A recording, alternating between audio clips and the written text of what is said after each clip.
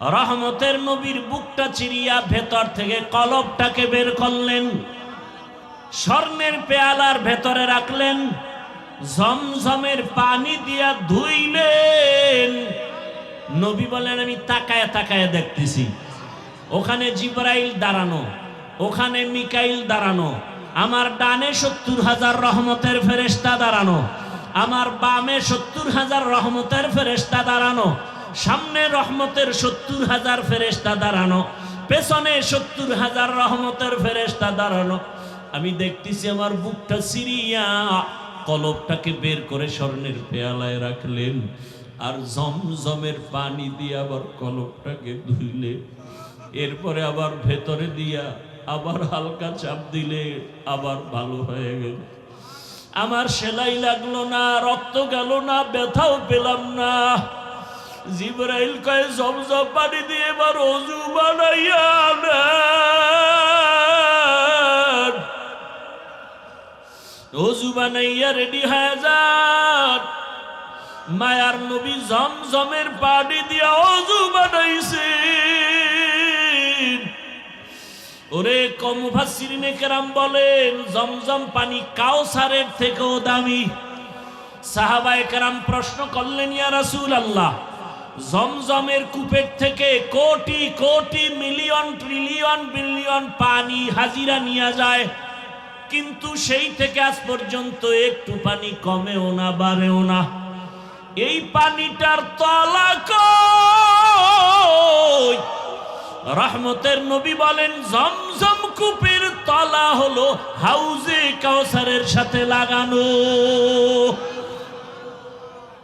জমজম কূপের পানি পান করলে এতটা লাভ, মানুষের পানি পান করলে পিপাসা নিবারণ হয়, ক্ষুধা নিবারণ হয় না। জমজম পানিটা পান করলে ক্ষুধা নিবারণ হয়, পিপাসাও নিবারণ হয়।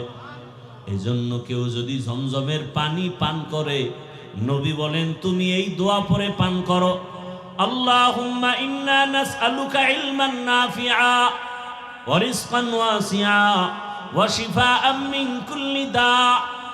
জমজমের পানি পান করো, রোগের ঔষধ। বান্দা তোমার শেফা আল্লাহ দান করবেন, এত পাওয়ারওয়ালা পানি। নবী বলেন ওযু করলাম, এরপরে 2 রাকাত নামাজ আদায় করলাম। মেরাজ সফর শুরু হবে, এখান থেকে একটা সবক, কেউ যদি সফরে বের হও, ওযু সহ বের হও, 2 রাকাত নামাজ পড়ে বের হও। নবী নামাজ কমপ্লিট করে দোয়া করলেন। এবার জিবরাইল বলেন ইয়া রাসূলুল্লাহ বোরাক রেডি, উঠেন। নবী উঠবে, কিন্তু বোরাক একটু বাহানা করে, উঠাইতে চায় না। জিবরাইল বলে বোরাক এমন কেন করো, চিনো? বলে হ্যাঁ চিনি, নি তো রহমতের নবী। বাহানা করার একটা কারণ, নবী যদি একটু বলতেন আজ আমাকে বাহন উঠবেন, ব্যবহার করবেন, হাসরেও জান্নাতে আমাকে ব্যবহার করবেন, যদি নবী বলতেন আমি একটু খুশি হইতাম। এই কথাটা শোনার জন্য আমি বাহানা করতেছি। রহমতের নবী আমার পিঠে সওয়ার হয়ে যাবেন।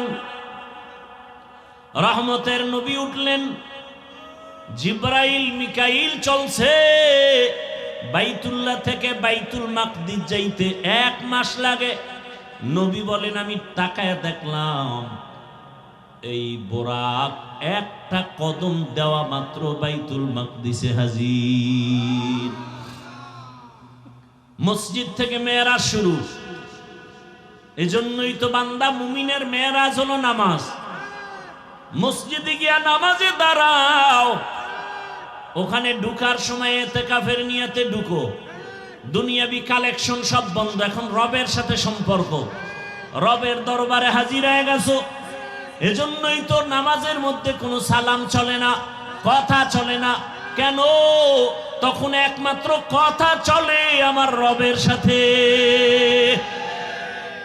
নামাজের ভেতরে রবের সাথে কথা চলবে। দুনিয়ার কানেকশন বন্ধ, ব্যবসা বন্ধ, চাকরি বন্ধ, কথা বন্ধ।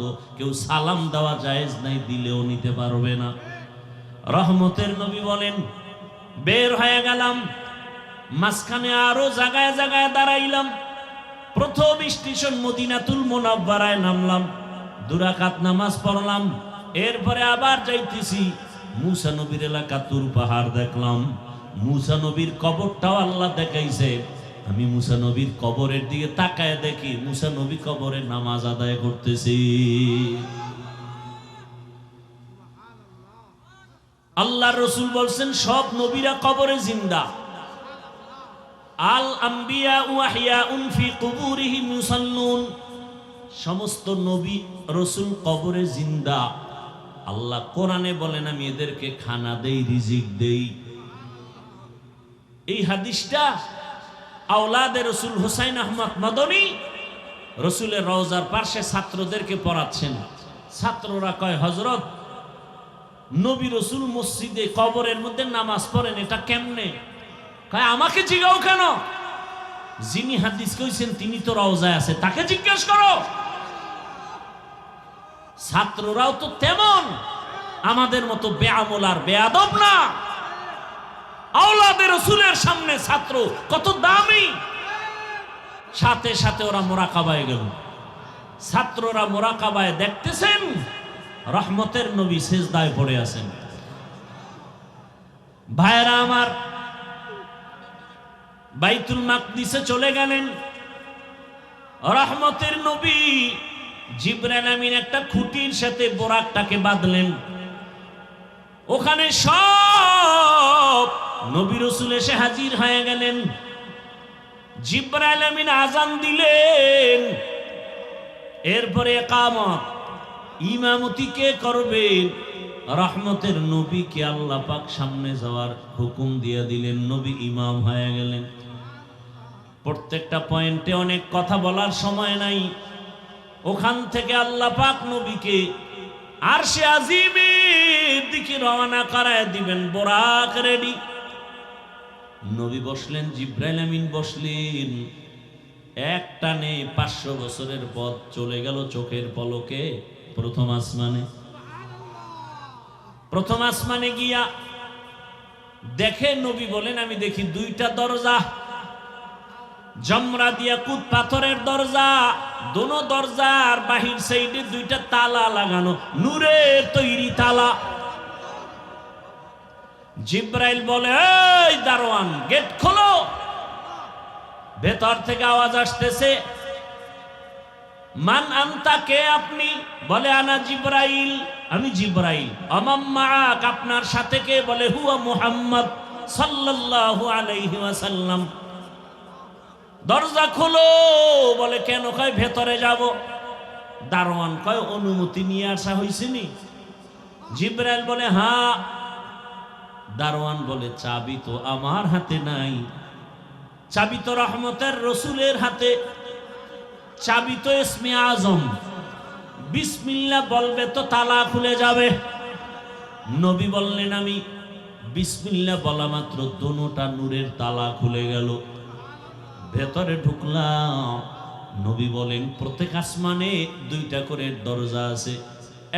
এক দরজা দিয়া বান্দার আমল আরশে আজিমে যায়, আর এক দরজা দিয়া আমার মাওলা বান্দার জন্য রিজিক পাঠায়। হ্যাঁ, আল্লাহ রিজিক পাঠায় এক দরজা দিয়া, আর এক দরজা দিয়া বান্দার আমল চলে যায়। নবীজি বলেন আমি ঢুকলাম, ঘুরে ঘুরে ঘুরে ঘুরে দেখলাম। এরপরে আবার উপরে গেলাম মহাশূন্য। এরপর 2য় আসমান, সেখানেও 2 দরজা, নূরের তালা। এখানেও জিবরাইল অনুমতি চাইল। এভাবে করতে করতে 7ম আসমানে চলে গেলাম। 7ম আসমানে গিয়ে দেখি একটা নূরের ঘর, যাকে বলে বাইতুল মামুর। 70,000 রহমতের ফেরেশতারা তাওয়াফ করে। একবার যারা সুযোগ পাবে, কিয়ামতের আগে আর সুযোগ নাই। আমি ওখান থেকে আর উপরে গেলাম সিদরাতুল মুনতাহা। রাতের অল্প সময় একটা বড়ই গাছ, তেলের ড্রামের মতো এক একটা বড়ই, আর হাতির কানের মতো এক একটা পাতা, কাল কেলাল। নবী বলেন ওখান থেকে এবার জিবরাইল আলাদা, আল্লাহ আলাদা বোরাক পাঠাইছেন, আর আলাদা একটা বাহন পাঠাইলেন রফরফ নামের। ওখান থেকে আবার সফর শুরু।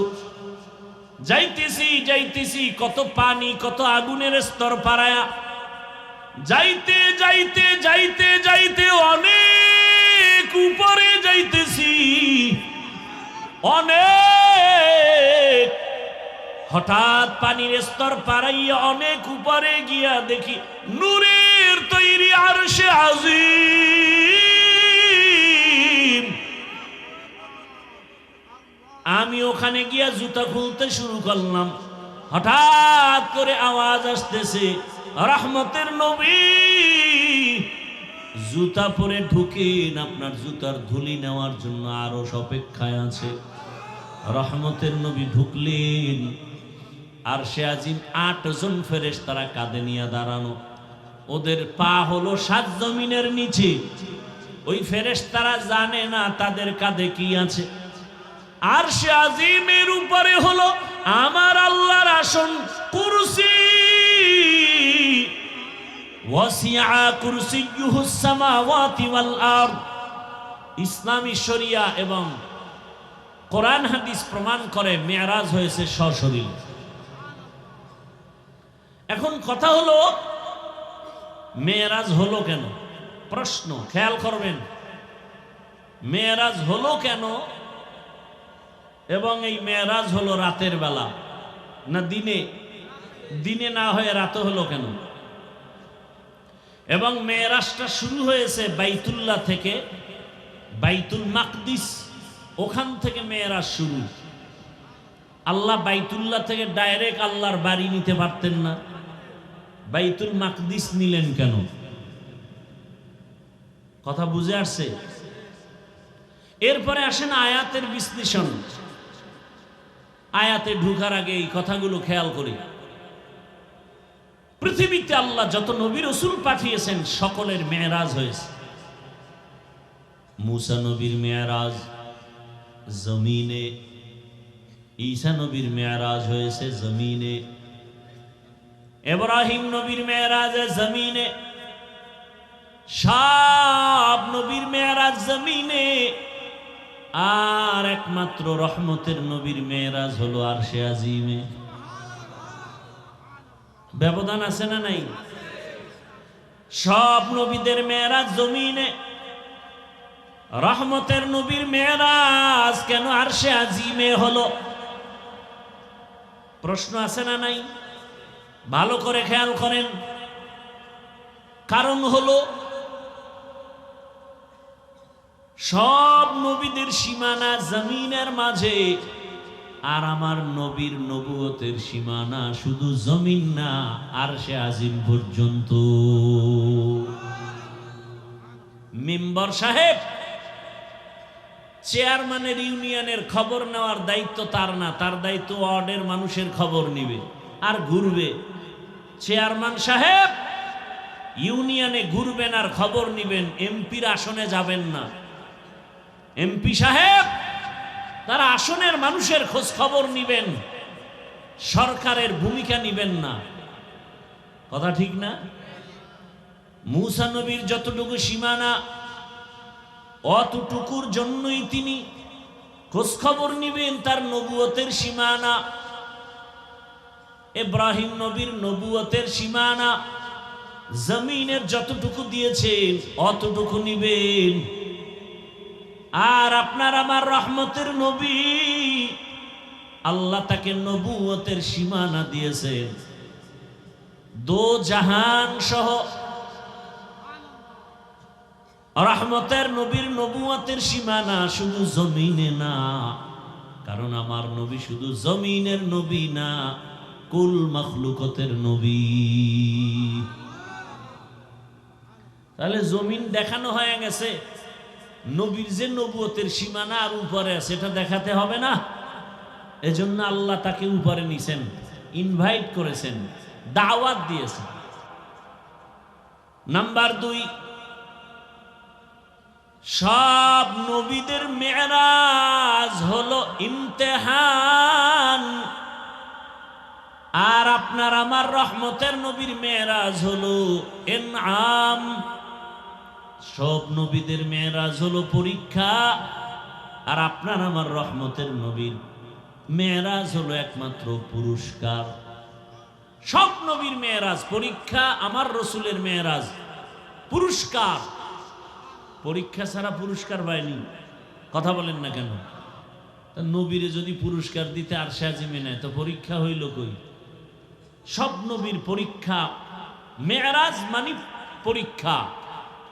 এবং মেরাজের স্থান আদম আলাইহিস সালামের মেরাজ আরাফাতের ময়দানে, মুসা নবীর মেরাজ তুর পাহাড়ের চূড়ায়, ইব্রাহিম তার মেরাজ হলো আগুনের ভেতরে। আরে মেরাজ মানে উপরে উঠা। মেরাজ মানে কি? খেয়াল করেন, খেয়াল করেন। বয়ান ইচ্ছা করে করা যায় না। চুম্বুকে চুম্বুক টানলে না কাজ হয়। কথা ঠিক না? আল্লাহ কথা বের করে দেন, মুখস্থ করে বলা যায় না।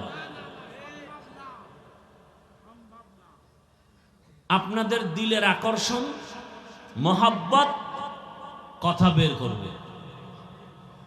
এলেমের মাস্তানি চলে না তো এ জায়গায়। বহু আলেম মাইকের সামনে বসলে কথা বলা যায় না, পারে না। বড় আলেম, আল্লাহ যাকে পছন্দ করেন আল্লাহ তাকে দিয়ে সে কাজ নেবেন। সে মাইকের সামনে কথা না বললে কি হবে? গোটা দুনিয়াতে বক্তা তৈরি করার ফ্যাক্টরিতে তারা বসে আছেন। আমাদের এলেম শিখাইছেন না? এই যে আমার ওস্তাদ বয়ান করলেন মাগরিবের এশার আগে। এজন্য খেয়াল করেন, অনেকের কাছে ভালো লাগে না, না? হ্যাঁ, এই বয়ান এক জায়গায় করছিলাম প্রায় 2.5 ঘন্টার বেশি। ভালো করে খেয়াল করেন,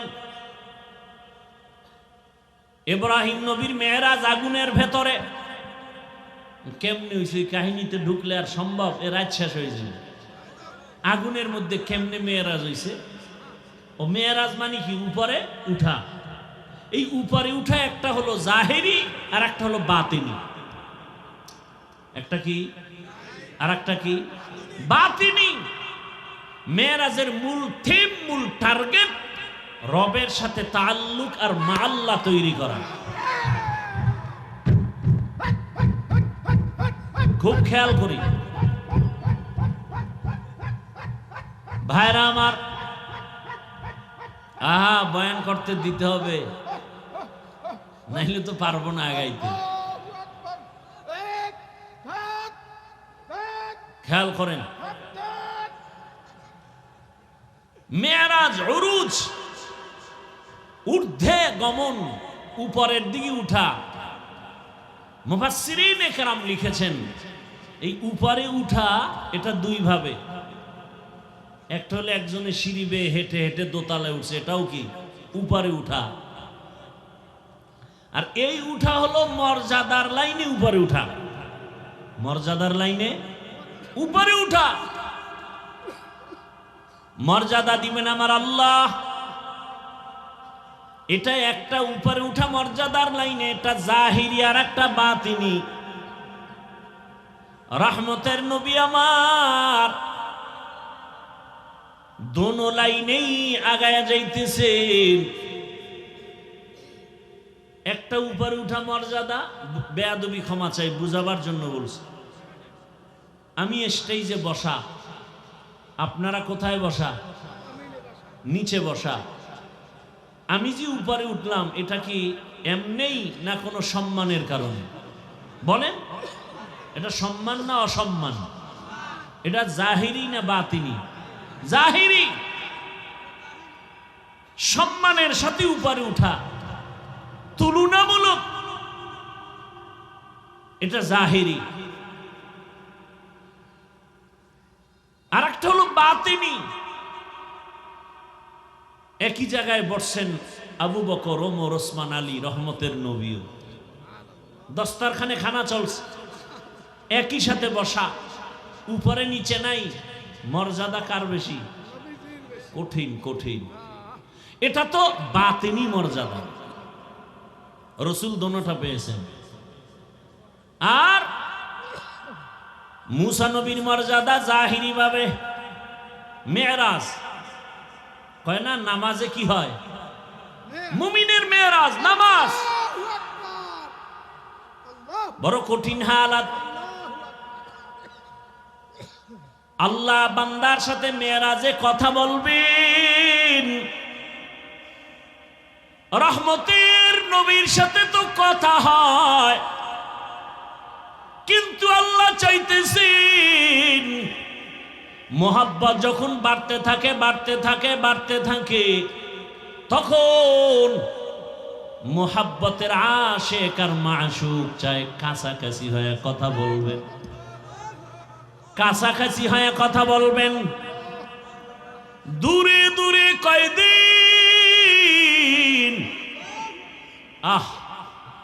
মুসা নবী আল্লাহর বন্ধু, ঈসা নবী আল্লাহর বন্ধু, ইব্রাহিম আল্লাহর বন্ধু, সব নবী রাসূল আল্লাহর বন্ধু। আপনার আমার নবীও আল্লাহর বন্ধু, তবে ব্যবধান সব নবী রাসূল আমার আল্লাহ তাআলার আশিক, আর আমার আল্লাহ নিজে হলেন মুহাম্মদের আশিক। কেমন কথা, বড় কঠিন হালাত। রবের সাথে মেরাজ হবে মানে কাছে নিয়ে কথা বলবেন, গোপনে। আল্লাহর নবী মুসা দৌড়ায় তুর পাহাড়ে মালিকের সাথে কথা বলবে। কথা যত বলে মায়া তত বাড়ে, মোহাব্বত বাড়ে। মুসা নবী তুর পাহাড়ে গেলেন আগুন আনার জন্য। শুআয়ব আলাইহিস সালামের মেয়ে সফুরা, মুসা নবীর প্রথম বিবি, পেটে বাচ্চা, যাওয়ার পথে মিশরে আগুনের দরকার। তুর পাহাড়ের কিনারায় গেলেন, নির্দিষ্ট জায়গায় কদম রাখলেন। হঠাৎ করে একটা আওয়াজ, ইয়া মুসা ফাখলা'না আলাইক ইন্নাকা বিল ওয়াদিল মুকাদ্দাসি তুয়া। এই মুসা, জুতা খোল। কই কদম রাখছো? জুতা খোল। এটা তুরে সিনা, বড় পবিত্র জায়গা। মুসা নবী বলেন, মানুষে যদি আওয়াজ দিত, হয়তো ডান না হয় বাম না হয় সামন না হয় পিছন, কিন্তু আমার যে জুতা খোলার আওয়াজ দিল, চতুর্মুখী একটা আওয়াজ পাই না।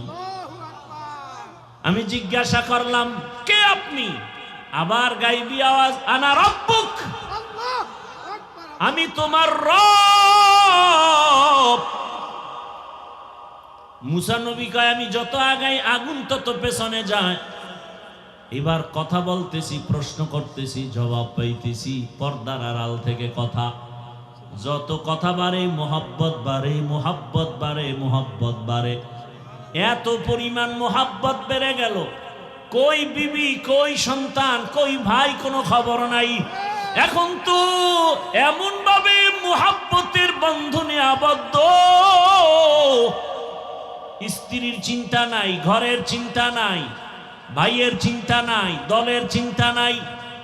এখন একটাই অন্তরে, আমার রব, আমার রবের আমি কাছে পেয়ে গেলাম, কথা পাইতেছি।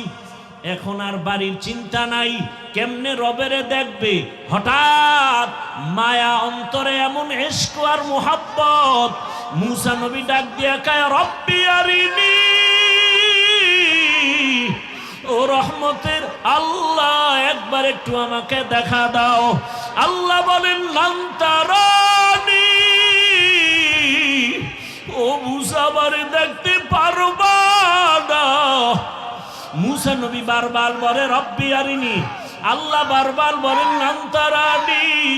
মুসা নবী বলেন, আসো আমাকে একটু দেখা দাও। রবের নাম নাও, রবের নাম শুনি, রবের আওয়াজ শুনি, এত মজা, এত মজা।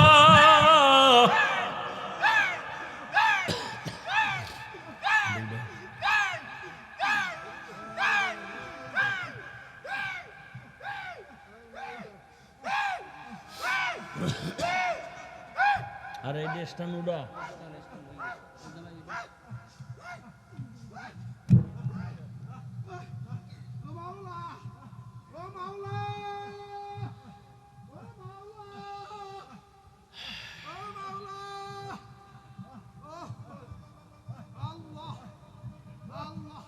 আটকাও আটকাও রাইট করো।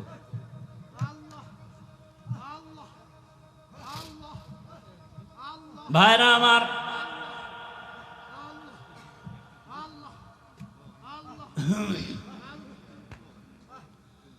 আল্লাহ, আসলে ভাই বাবা মারা গেছে কারো এরকম হয় না? কথা বলেন না কেন? তো দু চারটা সন্তান আসছে, বাবায় মারা গেছে, কেউ গামছা চোখে দিয়ে কান্না করে, আবার একটা ছেলে আইসা মাটিতে গড়াগড়ি খায় আর চিল্লায়, এরকম নাই? তাহলে কেউ বলবে কি ওই ছেলেটা আসলে খারাপ? না, ও বাবার মায়া এত পরিমাণ নিজের আর কন্ট্রোলে রাখতে পারে নাই। আরে আগুন তো গরম, আগুন ঠান্ডা না গরম? তো ইশক আর মোহাব্বত একটা আগুনের মতো। কিসের মতো? আগুনের মতো। আল্লাহ নিজে বলতেছেন, ইন্নামাল মুমিনুনা আল্লাযীনা ইযা যুকিরাল্লাহু ওয়াজিলাত কুলুবুহুম ওয়া ইযা তুলিয়াত আলাইহিম আয়াতুহু যাদাতুহুম ঈমানা ওয়া আলা রাব্বিহিম ইয়াতাওয়াক্কালুন।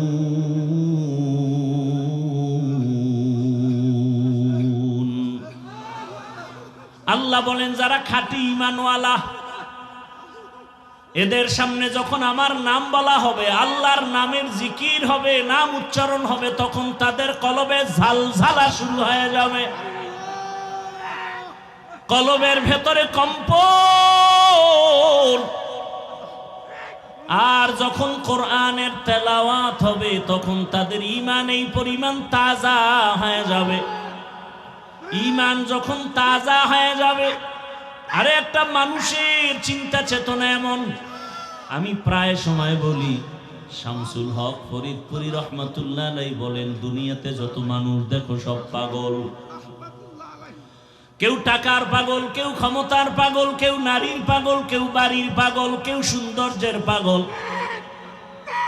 আর এ দুনিয়াতে একদল মানুষ, এরা টাকার পাগল না, গাড়ির পাগল না, বাড়ির পাগল না, সৌন্দর্যের পাগল না। এই মানুষগুলো একমাত্র আমার মাওলার পাগল। যে টাকার পাগল, সে 24টা ঘন্টাই ফিকির করে টাকা, টাকা, ডানে বামে সামনে পেছনে টাকা। যে গাড়ির পাগল, সে সব সময় ফিকির গাড়ি আর গাড়ি। যে বাড়ির পাগল, সে 24টা ঘন্টায় ফিকির আর জিকির, বাড়ি বাড়ি বাড়ি। আর যেই বান্দার অন্তরে আমার মালিকের আগুন,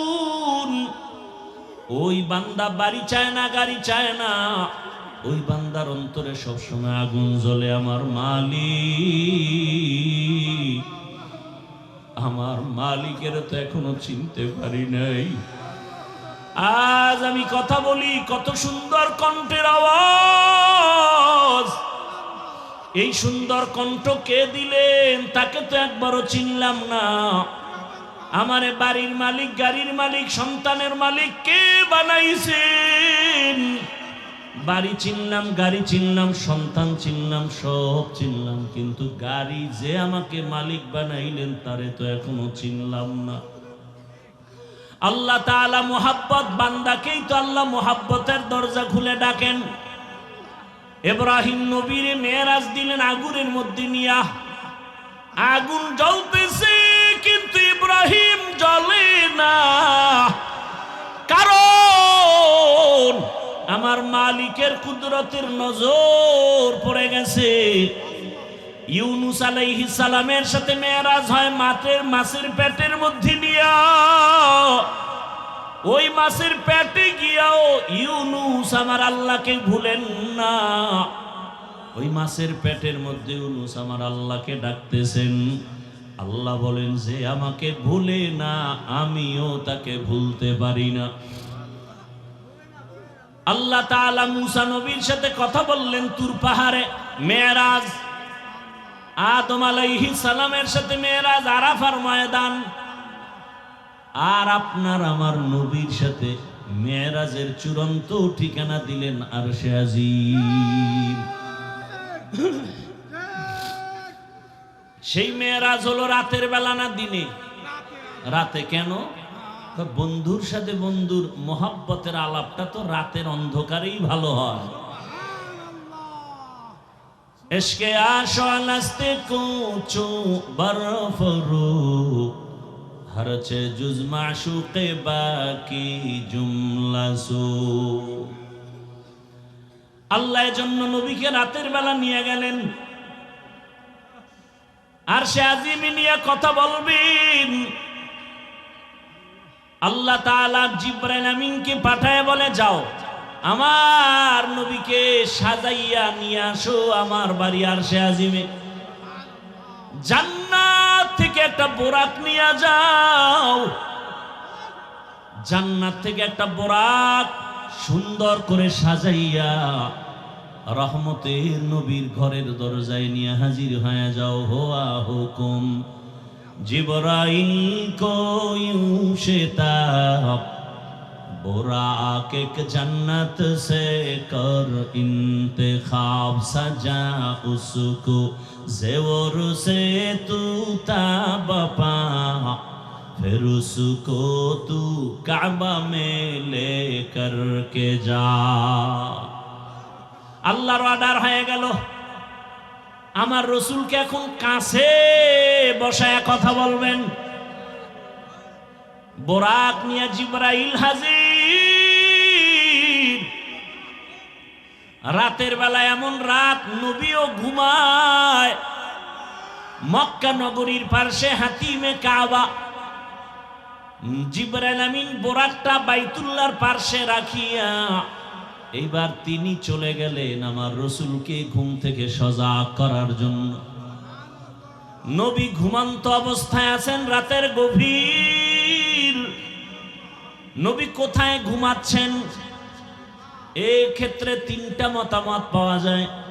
কেউ বলেন নবী হাতিমে কাবায় ঘুমাচ্ছেন, কেউ বলে নবী শিয়াবে আবু তালিবের মধ্যে ঘুমান, কেউ বলেন নবী তার চাচাতো বোন উম্মে হানির ঘরের মধ্যে ঘুমাচ্ছেন।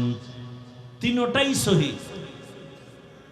উম্মে হানির ঘর হলো শিয়াবে আবু তালিবের মাঝখানে। জিবরাইল আমিন নবী তো ঘুমান। ঘরের উপর থেকে 7 ছিদ্র করে জিবরাইল ঢুকলেন। দরজা দিয়ে ঢুকছে না উপর দিয়া? 7 ছিদ্র করে মাঝখান দিয়া ঢুকলেন। জিবরাইল আমিনের 600 নূরের পাখা। রহমতের নবী ঘুমাচ্ছেন। এই মুহূর্তে কোনো আওয়াজ দেওয়া যাবে না। রহমতের নবী ঘুমান। হাত লাগানো যাবে না, মাথায় কোনো টাচ করা যাবে না। জিবরাইল 600 নূরের পাখা এক পাশে রেখে রহমতের নবীর কদম মোবারকের তলায় গিয়ে একটু পাখা লাগায় দিলেন। কেউ বলেন জিব্বা লাগাইছেন। রহমতের নবী সজাগ হয়ে গেলেন। তাকায় দেখে জিবরাইল আমিন সামনে বসা। নবী জিজ্ঞাসা করলেন, ভাই জিবরাইল, এই রাত্রে কেন? আবার তাকায় দেখে উপর থেকে আলো দেখা যায়, ছিদ্র, দরজা আটকানো। বলে আপনি কি দরজা দিয়ে ঢুকেন না? কয় না। কোথার থেকে? বলে 7 ছিদ্র করে আসছে। উল্টা পথে কেন? আজকে সব ব্যবহার উল্টাই হবে, সব উল্টা হবে। আপনার জন্য এক মহা সুসংবাদ দিয়ে আসছি। আমার আল্লাহ আপনাকে দাওয়াত দিয়েছেন, এখনই রেডি হবেন, আল্লাহর বাড়িতে যেতে হবে। কেমন মজা! এগুলো বুঝবে কে? বুঝবে কে? তেরা আয়না आलमे रंग बू है तेरा ऐना, आलमे रंग बू है, जिधर दिखता हो उधर तू ही तू है। अरे আল্লাহর মুহাব্বতের বান্দারা, সর্বাবস্থা আমার মালিকের পাওয়ার জন্য পাগল পারা হয়ে থাকে, অন্তরের মধ্যে একটা আগুন জ্বলতে থাকে। দুনিয়ায় সব পেলাম, কিন্তু আসল মালিকের যদি না পাই আমার কোনোটাই আর জীবনে সফল হবে না। জিবরাইল আমিন বলেন, নবী রেডি হন, চলতে হবে রবের দরবারে। বোরাক রেডি, নবীকে উঠাইয়া জিবরাইল আমিন চলে গেলেন হাতিমে কাবা। বাইতুল্লাহ দেখছেন যারা, ওই চার দেয়ালের ঘরের পাশে বুক বরাবর একটা আলাদা দেওয়াল আছে ছোট, এটা হাতিমে কাবা। পুরাটাই ছিল বাইতুল্লাহর ঘর, পুরাটাই। কিন্তু রসুলের যখন 30 বছর বয়স, ওই বাইতুল্লাহটা ভেঙ্গে নতুন করে উঠাইতে গিয়া টাকা ছিল না। হালাল ভাবে টাকা সবাই ভাগ ভাগ করে দিয়ে দেখে পুরাটা উঠানো যায় না, ওটা বাদ দিয়ে এরপরে করছে। কিন্তু ওটাও কাবা, কাবার অংশ। বাইতুল্লাহর মধ্যে 2টা দরজা ছিল। কয়টা? এখন একটা আছে আর একটা নাই। ওই বরাবর ওই পাশে আর একটা। রহমতের নবীকে হাতিমে কাবায় নিলেন, ওখানে নবী আরেকটু শুয়ে পড়লেন, আবার উঠাইয়া রহমতের নবীকে ঝমঝম কূপের কিনারায় নিয়েছেন, নবীকে চিৎভাবে শোয়াইলেন। নবীজির সিনা মুবারকটা ছিদ্র করে ফেললেন। রহমতের নবীর বুকটা চিরিয়া ভেতর থেকে কলবটাকে বের করলেন, স্বর্ণের পেয়ালার ভেতরে রাখলেন, ঝমঝমের পানি দিয়া ধুইলেন। নবী বলেন, আমি তাকায় তাকায় দেখতেছি, ওখানে জিবরাইল দাঁড়ানো, ওখানে মিকাইল দাঁড়ানো, আমার ডানে 70,000 রহমতের ফেরেশতা দাঁড়ানো, আমার বামে 70,000 রহমতের ফেরেশতা দাঁড়ানো, সামনে রহমতের 70,000 ফেরেশতা দাঁড়ানো, পেছনে 70,000 রহমতের ফেরেশতা দাঁড়ানো।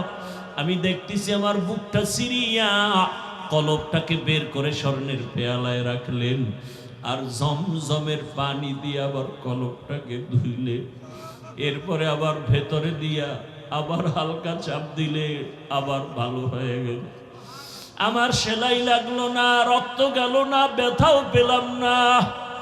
জিবরাইল কয়, জমজম পানি দিয়ে এবার ওযু বানাইয়া নেন, ওযু বানাইয়া রেডি হয়ে যান। মায়ার নবী জমজমের পানি দিয়া ওযু বানাইছে।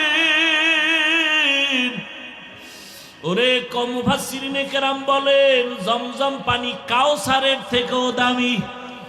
সাহাবায়ে কেরাম প্রশ্ন করলেন, ইয়া রাসূলুল্লাহ, জমজমের কূপের থেকে crore crore million trillion billion পানি হাজিরা নিয়ে যায়, কিন্তু সেই থেকে আজ পর্যন্ত একটু পানি কমেও না বাড়েও না, এই পানিটার তলা কই? রহমতের নবী বলেন, জমজম কূপের তলা হলো হাউজে কাউসারের সাথে লাগানো। জমজম কূপের পানি পান করলে এতটা লাভ। মানুষের পানি পান করলে পিপাসা নিবারণ হয়, ক্ষুধা নিবারণ হয় না। জমজম পানিটা পান করলে ক্ষুধা নিবারণ হয়, পিপাসাও নিবারণ হয়। এজন্য কেউ যদি জমজমের পানি পান করে, নবী বলেন, তুমি এই দোয়া পড়ে পান করো, আল্লাহুম্মা ইন্না নাসআলুকা ইলমান নাফিআ ওয়া রিজকান ওয়াসিআ ওয়া শিফাআম মিন কুল্লি দা। জমজমের পানি পান করো, রোগের ঔষধ। বান্দা তোমার শেফা আল্লাহ দান করবেন, এত পাওয়ারওয়ালা পানি। নবী বলেন, ওযু করলাম, এরপরে 2 রাকাত নামাজ আদায় করলাম। মেরাজ সফর শুরু হবে, এখান থেকে একটা সবক, কেউ যদি সফরে বের হও, ওযু সহ বের হও, 2 রাকাত নামাজ পড়ে বের হও। নবী নামাজ কমপ্লিট করে দোয়া করলেন। এবার জিবরাইল বলেন, ইয়া রাসূলুল্লাহ, বোরাক রেডি, উঠেন। নবী উঠবে, কিন্তু বোরাক একটু বাহানা করে, উঠাইতে চায় না। জিবরাইল বলে, বোরাক এমন কেন করো, চিনো? বলে, হ্যাঁ চিনি, নি তো রহমতের নবী। বাহানা করার একটা কারণ, নবী যদি একটু বলতেন আজ আমাকে বাহন উঠবেন, ব্যবহার করবেন, হাসরেও জান্নাতে আমাকে ব্যবহার করবেন, যদি নবী বলতেন আমি একটু খুশি হইতাম। এই কথাটা শোনার জন্য আমি বাহানা করতেছি। রহমতের নবী আমার পিঠে সওয়ার হয়ে যাবেন। রহমতের নবী উঠলেন। জিবরাইল মিকাইল চলছে। বাইতুল্লাহ থেকে বাইতুল মাকদিস যাইতে 1 মাস লাগে। নবী বলেন, আমি তাকায় দেখলাম এই বোরাক একটা কদম দেওয়া মাত্র বাইতুল মাকদিসে হাজির। মসজিদ থেকে মেরাজ শুরু। এজন্যই তো বান্দা মুমিনের মেরাজ হলো নামাজ। মসজিদে গিয়া নামাজে দাঁড়াও, ওখানে ঢুকার সময় ইতিকাফের নিয়তে ঢুকো। দুনিয়াবি কালেকশন সব বন্ধ, এখন রবের সাথে সম্পর্ক। রবের দরবারে হাজির হয়ে গেছো। এজন্যই তো নামাজের মধ্যে কোনো সালাম চলে না, কথা চলে না। কেন? তখন একমাত্র কথা চলে আমার রবের সাথে। নামাজের ভেতরে রবের সাথে কথা চলবে। দুনিয়ার কানেকশন বন্ধ, ব্যবসা বন্ধ, চাকরি বন্ধ, কথা বন্ধ। কেউ সালাম দেওয়া জায়েজ নাই, দিলেও নিতে পারবে না। রহমতের নবী বলেন, বের হয়ে গেলাম। মাঝখানে আরো জায়গায় জায়গায় দাঁড়াইলাম। প্রথম স্টেশন মদিনাতুল মুনাওয়ারায় নামলাম, 2 রাকাত নামাজ পড়লাম। এরপরে আবার যাইতেছি, মুসা নবীর এলাকা তুর পাহাড় দেখলাম। মুসা নবীর কবরটাও আল্লাহ দেখাইছে। আমি মুসা নবীর কবরের দিকে তাকায় দেখি মুসা নবী কবরে নামাজ আদায় করতেছি। আল্লাহ রসুল বলছেন, সব নবীরা কবরে জিন্দা। আল আম্বিয়া ওয়াহিয়াউন ফি কুবুরিহিম ইউসাল্লুন। সমস্ত নবী রসুল কবরে জিন্দা। আল্লাহ কোরআনে বলেন, আমি এদেরকে খানা দেই, রিজিক দেই। এই হাদিসটা আওলাদে রসুল হুসাইন আহমদ মাদনী রসুলের রওজার পাশে ছাত্রদেরকে পড়াচ্ছেন। ছাত্ররা কয়, হযরত, নবী রসুল মসজিদে কবরের মধ্যে নামাজ পড়েন, এটা কেমনে? কয়, আমাকে জিজ্ঞাও কেন? যিনি হাদিস কইছেন তিনি তো রওজায় আছে, তাকে জিজ্ঞেস করো। ছাত্ররাও তো তেমন আমাদের মতো বেআমল আর বেয়াদব না। আওলাদে রসুলের সামনে ছাত্র কত দামি। সাথে সাথে ওরা মোরাকাবায় গেল। ছাত্ররা মোরাকাবায় দেখতেছেন রহমতের নবী সিজদায় পড়ে আছেন। ভাইরা আমার, বাইতুল মাকদিসে চলে গেলেন। রহমতের নবী জিবরাইল আমিন একটা খুঁটির সাথে বোরাকটাকে বাঁধলেন। ওখানে সব নবী রাসূল এসে হাজির হয়ে গেলেন। জিবরাইল আমিন আজান দিলেন। এরপরে ইকামত, ইমামতি কে করবে? রহমতের নবীকে আল্লাহ পাক সামনে যাওয়ার হুকুম দিয়ে দিলেন। নবী ইমাম হয়ে গেলেন। প্রত্যেকটা পয়েন্টে অনেক কথা বলার সময় নাই। ওখান থেকে আল্লাহ পাক নবীকে আরশে আজিমের দিকে রওনা করায় দিবেন। বোরাক রেডি।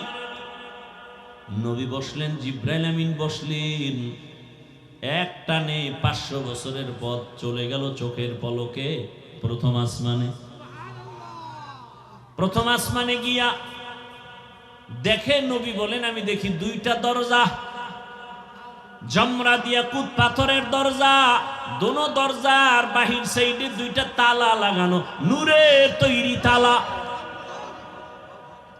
জিবরাইল বলে, এই দারোয়ান, গেট খোলো। ভেতর থেকে আওয়াজ আসতেছে, মান আনতা, কে আপনি? বলে, আনা জিবরাইল, আমি জিবরাইল। আমাম মাআক, আপনার সাথে কে? বলে, হুয়া মুহাম্মদ সাল্লাল্লাহু আলাইহি ওয়াসাল্লাম। দরজা খোলো বলে, কেন? কয় ভেতরে যাব। দারোয়ান কয়, অনুমতি নিয়ে আসা হয়েছে নি? জিবরাইল বলে, হ্যাঁ। দারোয়ান বলে, চাবি তো আমার হাতে নাই, চাবি তো রহমতের রসুলের হাতে, চাবি তো ইসমে আজম, বিসমিল্লাহ বলবে তো তালা খুলে যাবে। নবী বললেন, আমি বিসমিল্লাহ বলা মাত্র দোনোটা নূরের তালা খুলে গেল। ভেতরে ঢুকলাম। নবী বলেন, প্রত্যেক আসমানে দুইটা করে দরজা আছে। এক দরজা দিয়া বান্দার আমল আর সে আজিমে যায়, আর এক দরজা দিয়া আমার মাওলা বান্দার জন্য রিজিক পাঠায়। হ্যাঁ, আল্লাহ রিজিক পাঠায় এক দরজা দিয়া, আর এক দরজা দিয়া বান্দার আমল চলে যায়। নবীজি বলেন, আমি ঢুকলাম, ঘুরে ঘুরে ঘুরে ঘুরে দেখলাম। এরপরে আবার উপরে গেলাম, মহাশূন্য। এরপর দ্বিতীয় আসমান, সেখানেও দুই দরজা, নূরের তালা। এখানেও জিবরাইল অনুমতি চাইল। এভাবে করতে করতে সপ্তম আসমানে চলে গেলাম।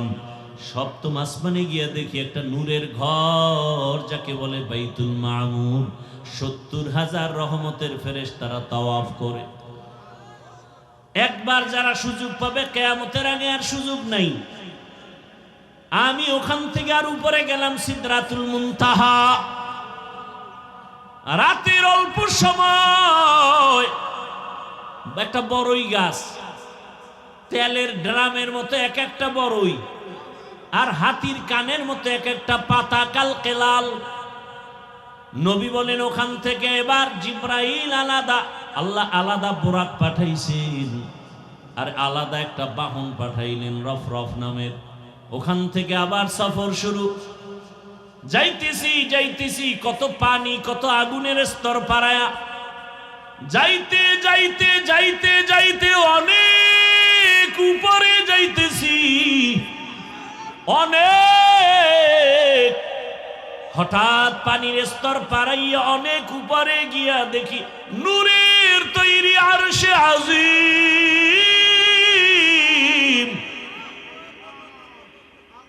আমি ওখানে গিয়া জুতা খুলতে শুরু করলাম। হঠাৎ করে আওয়াজ আসতেছে, রহমতের নবী জুতা পরে ঢুকেন, আপনার জুতার ধুলি নেওয়ার জন্য আরো অপেক্ষায় আছে। রহমতের নবী ঢুকলেন। আরশে আজিম ৮ জন ফেরেশতারা কাঁধে নিয়ে দাঁড়ানো। ওদের পা হলো ৭ জমিনের নিচে।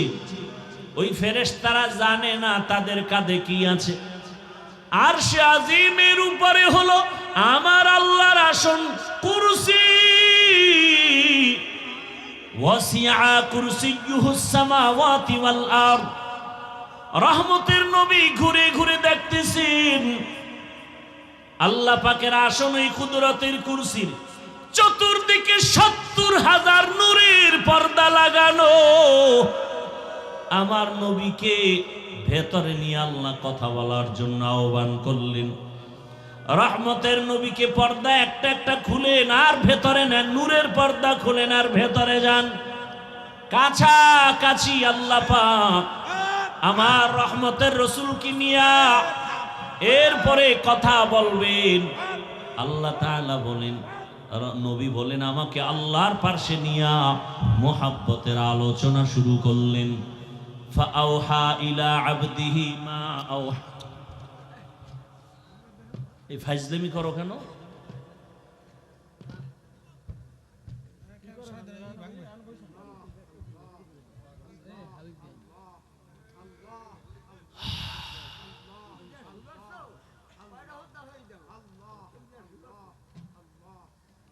ইশক মোহাব্বত ভালো, সম্মান ভালো, আবেগ দিয়ে বেয়াদবি করা ভালো না।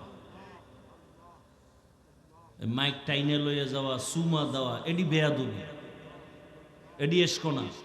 এটা কন্ট্রোল করতে হবে।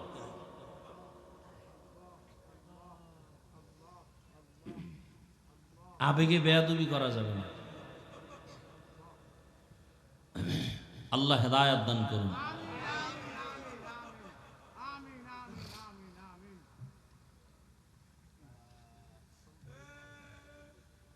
আল্লাহ রহমতের নবীকে পাশে বসাইয়া নবী বলেন কোরআনের আয়াত, ফা আওহা ইলা আবদিহি মা আওহা। আল্লাহ তাআলা বলেন আমি রসুলকে মনের মতো কথা বললাম। এবার আসেন আয়াতের ভেতরে আল্লাহ বলছেন সুবহান, আমি পবিত্র। আল্লাহ তো সব সময় পবিত্র। মেরাজের ঘটনা বয়ান করতে গিয়ে পবিত্র শব্দ বললেন কেন? মুফাসসিরিনে কেরাম বলেন মানুষ অনেকে কল্পনা করে এটা কেমনে সম্ভব, কেমনে সম্ভব, কেমনে সম্ভব। আল্লাহ বলেন তোমার সব প্রশ্ন থেকে আমি পবিত্র, আমি সুবহানের দ্বারা সম্ভব। দুনিয়ার সবাই বলে অসম্ভব, সুবহান তার দ্বারা কি সম্ভব। ঈসা নবীকে জমিন থেকে দ্বিতীয় আসমানে যদি মাওলায় নিতে পারেন, আমার রসুলকে পারবেন না? পারেন না? মুসা নবীকে আমার আল্লাহ তুর পাহাড়ে নিয়ে কথা বলায় বেহুশ করাতে পারেন। ইউনুস নবীকে মাছের পেটে নিয়ে আবার যদি ফিরায় দিতে পারেন, তাহলে আমার রসুলকে আরশে নেওয়া অসম্ভব। আল্লাহ বলেন সুবহান, আমি পবিত্র, সত্তার জন্য সম্ভব।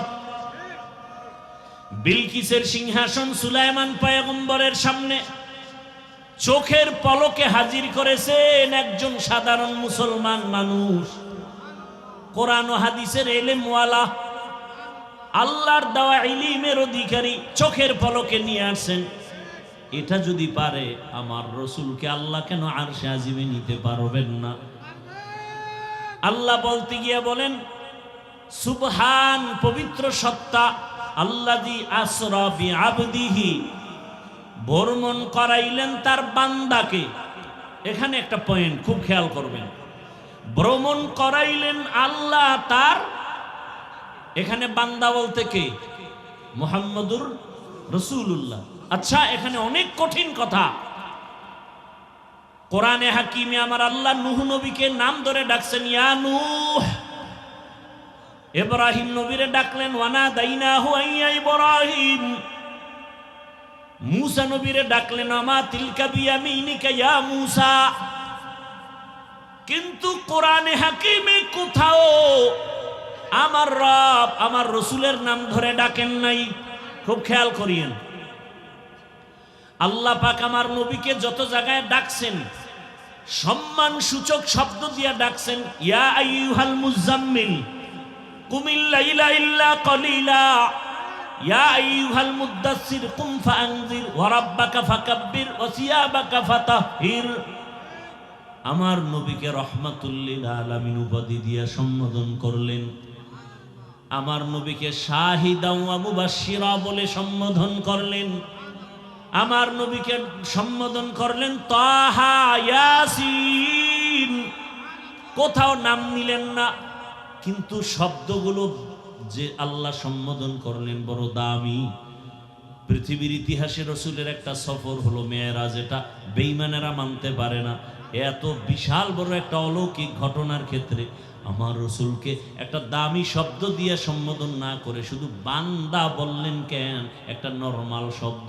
আমরাও বান্দা, ইহুদিরাও বান্দা, খ্রিস্টানেরাও বান্দা, আমার রসুলও বান্দা। বান্দা শব্দ নবীকে কেন বলা হলো? এর চারটা কারণ আছে। কয় কারণ বলবো?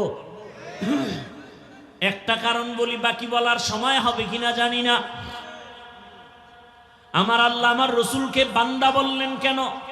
এত নরমাল শব্দ। আমরাও বান্দা, রসুলও বান্দা, ইহুদিরাও বান্দা, খ্রিস্টানেরাও বান্দা, নবীও বান্দা। আল্লাহ পাক নবীকে বান্দা বলার এখানে চারটা কারণ। এক নাম্বার কারণ হলো আমার নবী নিজেই নিজেরে বান্দা বললে বড় খুশি হয়ে যান। আমার নবীকে বান্দা বলতে গেলে নবী নিজেই বড় খুশি। ওই যে হুদাইবিয়ার সন্ধির সময় খেয়াল করেন, যখন লেখাপড়া শুরু, লিখতেছে হযরত আলী কাগজ। নবী তো লিখতেও পারেন না, দেখা পড়তেও পারেন না। এখন সন্ধির মধ্যে লেখছে মুহাম্মদ ইবনে আব্দুল্লাহ মিন রসুলিল্লাহ, আল্লাহর পক্ষ থেকে যিনি রসুল তিনি মুহাম্মদ আব্দুল্লাহর ছেলে।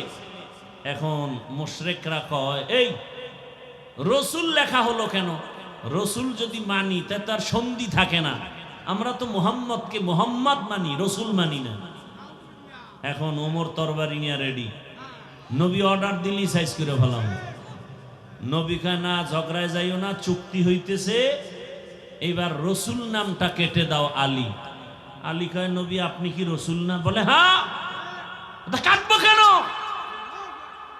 আমার কল্লা কাটতে পারি, রসুল কাটবো না। ওমরও রেডি, কাটবে না। এইবার নবী কয় তাহলে আমার কাছে দাও। নবী নিছেন চুক্তিপত্র নিয়ে, বলে রসুল শব্দটা লেখা কোথায়, আমাকে আঙ্গুল দিয়ে ধরাও। নবীকে ধরায় দিছেন। নবী শাহাদাত আঙ্গুলটা রেখে এভাবে একটা টান দিছেন, লেখা মুছে গেছে। নবীজি নিজের বান্দা বললে বড় খুশি হয়, কারণ আম্মা জান আয়েশা রাদিয়াল্লাহু আনহা একদিন রহমতের নবীকে জিজ্ঞাসা করেন, ইয়া রাসূলুল্লাহ আপনি এত কষ্ট করেন, ইবাদত করেন, পা ফুলে যায়, এত পরিমাণ রসুল ইবাদতে সময় কাটান, পা ফুলে যায়। নবীজি কি বললেন জবাবে? আফালা আকুনা আবদান শাকুরা, ও আয়েশা আমি কি আল্লাহর শুকরগুজার বান্দাদের মধ্যে অন্তর্ভুক্ত হব না? তাহলে নবী নিজেকে বান্দা বললে কি হয়?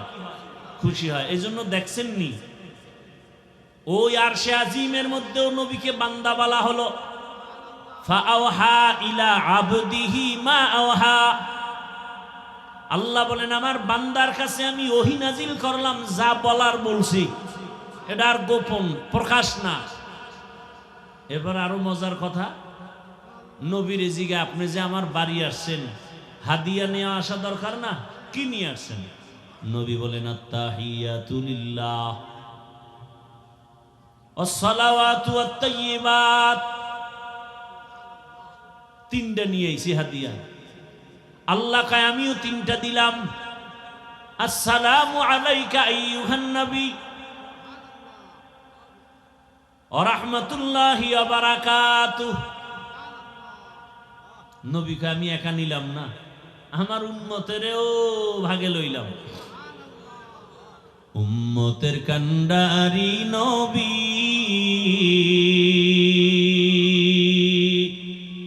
কাঁদছেন উম্মতের লাগি,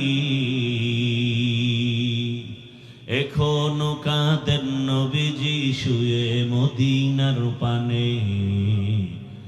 নবী বিনে কে তারাবে পুলসিরাত মিজানে, নবী বিনে কে তারাবে পুলসিরাত মিজানে। রহমতের নবী যখন বললেন আমার উম্মতেরও শামিল করি, আসসালামু আলাইনা কন না কেন, ওয়া আলা ইবাদিল্লাহিস সালিহিন। এইবার আল্লাহ কয় এই ফেরেশতারা শুনছুনি এখানে আমার বন্ধু কি বলছে? কয় হ্যাঁ। তোরাও সাক্ষী দে।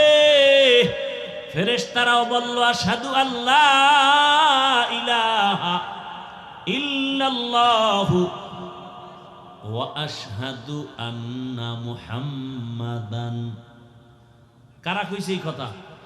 ফেরেশতারা। খেয়াল করেন কিন্তু, আশহাদু আল্লা ইলাহা ইল্লাল্লাহু ওয়া আন্না মুহাম্মাদার রাসূলুল্লাহ, মুহাম্মাদান কইয়া ফেরেশতারা থেমে গেছে। মুহাম্মাদান আবদুহু ওয়া রাসূলুহু।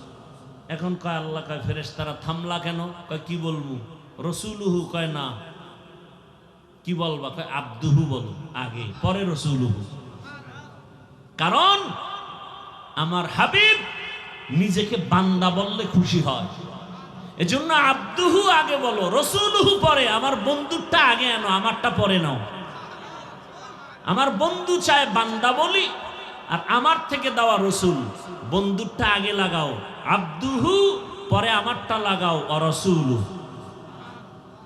নবীকে আল্লাহ বান্দা বলার কারণ আর একটা হলো। দ্বিতীয় কারণ, দুনিয়াতে আল্লাহ মানুষ বানাইছেন, বান্দার সাথে মালিকের সাথে একটা মোহাব্বতের মিলন মেলা আছে, একটা সূত্র আছে। কেন আল্লাহ মানুষ বানাইছেন? ইবাদতের জন্য। যারা ইবাদত করে তাদের বলে বান্দা, আব্দ। আর যার ইবাদত করে তিনি হলেন মাবুদ। আর কাজের নাম ইবাদত।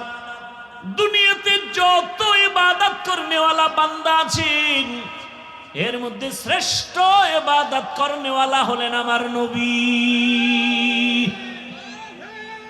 আমার নবীর মতো ইবাদত করনেওয়ালা কেউ। কেমন ইবাদত করনেওয়ালা শোনাবো একটা ঘটনা, না ধৈর্য হারায় ফেলছেন? ও পর্দার আড়ালের আম্মা জানেরা, বোনেরা, একটু ভালো করে শুনেন। রহমতের নবী কত মায়ার নবী। আম্মা জান আয়েশা রাদিয়াল্লাহু আনহা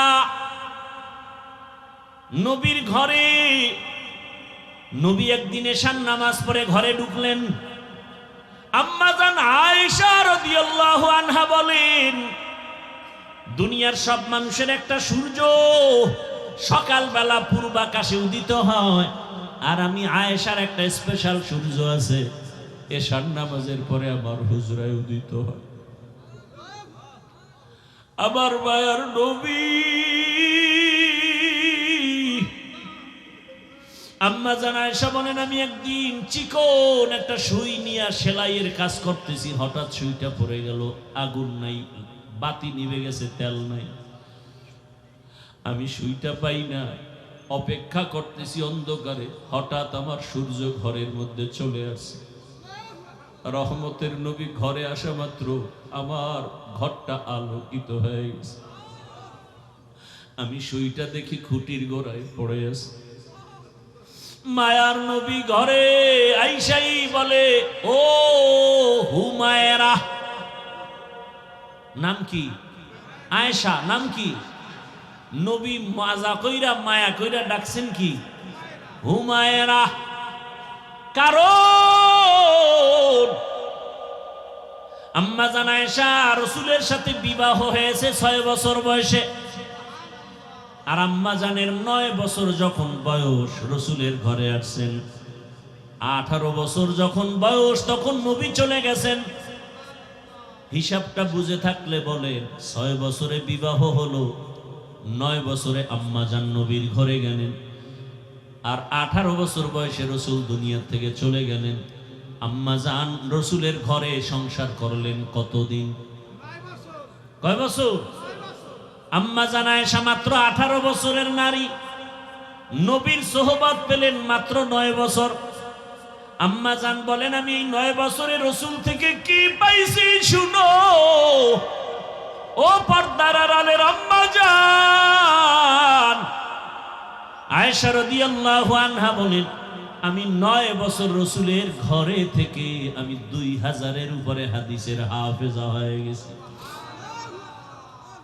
কোরআনের ভেতরে বড় তাফসীর করেনওয়ালা আম্মা জান আয়েশা। আম্মা জান বর্ণনা করেন আর বলেন, নবী আয়েশা ঘরে ডাক দিয়া বলেন, ও হুমায়রা। আমি তো খুশি। নবী মুস্কি হাইসা কয়, আজকের রাতের জন্য আমাকে একটু ছুটি দিবেননি? আমি আয়েশা পেরেশান হয়ে গেলাম, নবী আমার কাছে ছুটি চায়।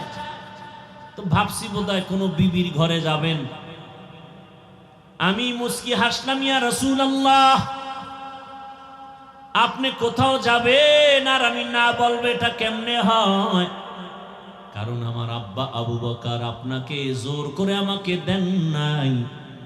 আপনার ঘরে আমি আয়েশা আসার পেছনে আমার আল্লাহর ইশারা। ইয়া রাসূলুল্লাহ, আপনাকে সময় দিব না মানে? আম্মা জান আয়েশা বলেন, আমি ভাবতেছি নবী বোধহয় কোথাও যাবেন, কিন্তু না, আমি শুয়া পড়লাম আগের অভ্যাস অনুযায়ী। রহমতের নবীকে দেখি চুপচাপ, কোথাও যান না। কি যেন ভাবতেছেন একা একা। আমি শুইয়া ঘুমানের বাহানায় চুপ করে আছি, দেখি মায়ার নবী কি করেন। আম্মা জান আয়েশা বলেন, আমি দেখি রহমতের নবী মালিকের মোহাব্বতের নামাজে দাঁড়ায় গেলেন। মায়ার নবী নামাজে দাঁড়ায় গেলেন, নামাজ শুরু করে সূরা ফাতিহা পড়তেছেন। আমি আয়েশা রাসূলের আওয়াজগুলো কানে শুনতেছি। রহমতের নবীর তেলাওয়াতে এত মজা, আমার ঘুম ভেঙ্গে আমি তাকায় আছি, রহমতের নবী তেলাওয়াত করে নামাজে। কিন্তু আমি আবার ভয় পেয়ে গেলাম। আমি জীবনে যতবার দেখছি রাসূল নামাজ আদায় করে, কিন্তু আজকে দেখি ভিন্ন। রহমতের নবী নামাজে অঝোর ধারায় কান্না করতেছেন, কান্না কান্না, দাড়ি ভিজে ভিজে চোখের পানি পড়ে। নবী তেলাওয়াত করে আর কাঁদেন। কোরআনে হাকিমের বড় সূরা সূরা বাকারা তেলাওয়াত শুরু করলেন। মনে করলাম অর্ধেক গিয়ে রুকুতে যাবেন, কিন্তু দেখি না, নবী কাঁদেন আর তেলাওয়াত করেন। করতে করতে পুরা সূরা বাকারা, এত বিশাল সূরাটা শেষ করে ফেললেন। ভাবলাম এবার নবী রুকুতে যাবেন, দেখি না, পরের সূরাটাও শুরু করলেন। নবী তেলাওয়াত করতেছেন আর কান্না করতেছেন। এর পরের সূরাটাও তেলাওয়াত করলেন। অঝোর ধারায় রাসূলের কান্না। আমি আয়েশা ভয় পেয়ে গেলাম, মনে হয় রহমতের নবী জীবনের শেষ নামাজ বুঝি আদায় করতেছে। এত কান্না। রহমতের নবী মাত্র প্রথম রাকাতে এতগুলো সূরা পড়িয়া দীর্ঘ সময়, রাত অনেক পার হয়ে গেল, নবী সবে মাত্র রুকুর মধ্যে গেলেন। ভাবলাম নবী রুকু তাড়াতাড়ি করবেন। নবীকে জীবনে আমি এত দেরি করতে দেখি না, এত দেরিতে রুকুতে গেলেন আর দেরি করলেন। ভাবলাম মনে হয় নবী উঠবেন না। অনেক সময় পার হয়ে গেল, কান্না তো বন্ধ নাই। এক পর্যায়ে রাসূল দাঁড়ায় গেলেন, রুকু থেকে দাঁড়াইয়া কান্না অবস্থায় আবার সিজদায় চলে গেলেন। মাত্র প্রথম রাকাতের প্রথম সিজদায় গিয়া নবী এত মায়ার কান্না শুরু করলেন। নবী মাথা উঠান না। আমি ভয় পেয়ে গেলাম, নবীর জীবনের শেষ নামাজ নাকি। আমারও ভয়। রহমতের নবী প্রথম রাকাতের প্রথম সিজদায় পড়ে আছেন, কান্না। নবী মাথা উঠান না, উঠান না, উঠান না। হঠাৎ করে আমি আয়েশা কান সোজা করে শুনি মসজিদের হুজরার বাহিরে বেলালের কণ্ঠের আওয়াজ। বেলাল ডাক দেয় প্রতিদিন, আজও ডাক দিয়া কয়, ইয়া রাসূলুল্লাহ, আজ নামাজের ফজরের সময় কাছে, তাড়াতাড়ি প্রস্তুতি নেন ফজরের নামাজ আদায় করার জন্য। নবী এখনো প্রথম রাকাতের প্রথম সিজদায় পড়ে কান্না করেন, এখনো দ্বিতীয় সিজদা করেন নাই, দ্বিতীয় রাকাতও পড়া হয় নাই। রহমতের নবীর কান্না, মনে হয় পুরা ঘর নামাজের জায়গা ভিজে গেল। রহমতের নবীকে আমি জিজ্ঞাসা করি, ইয়া রাসূলুল্লাহ, আপনি এত কাঁদেন, আপনার তো কোনো গুনাহ নাই, আপনাকে প্রায় দেখি আপনি কান্না করেন। আমার নবী বলেন, আয়েশা, আমার কলিজায় কত ব্যথা তুমি জানো না রে আয়েশা। রহমতের নবী বললেন, ইয়া রাসূলুল্লাহ, আপনার জীবনে তো বহু কষ্টের কথা শুনছি, এমন কোন কষ্ট আছে নাকি যে বারবার আপনার দিলের মধ্যে আঘাত করে? মায়ার নবী কান্না করে, আয়েশা, জীবনের কষ্টের কথা শেষ করা যাবে না রে আয়েশা। 3টা বছর পর্যন্ত আমার কওমের লোকেরা গৃহবন্দী করে রাখছে, পানি দেয় নাই, খানা দেয় নাই, গাছের পাতা চাবাইয়া চাবাইয়া পেটের ক্ষুধা নিবারণ করেছি, পেটে পাথর বেঁধেছি। ও আয়েশা, এত কষ্টের মাঝে আমার সব থেকে বেশি মনে পড়ে তায়েফের জমিনের পাথরের আঘাত। আমি যখন কালেমার দাওয়াত নিয়ে তায়েফের জমিনে চলে গেলাম, ওই তায়েফের বেঈমানেরা ছোট ছোট বাচ্চাদেরকে লেলিয়ে দিয়েছে। ওই তাইফের ছোট ছোট বাচ্চাগুলো পাথর হাতের মধ্যে নিয়ে আমার শরীরে বসা পড়ে না, বাসি পড়ে না রে আয়েশা।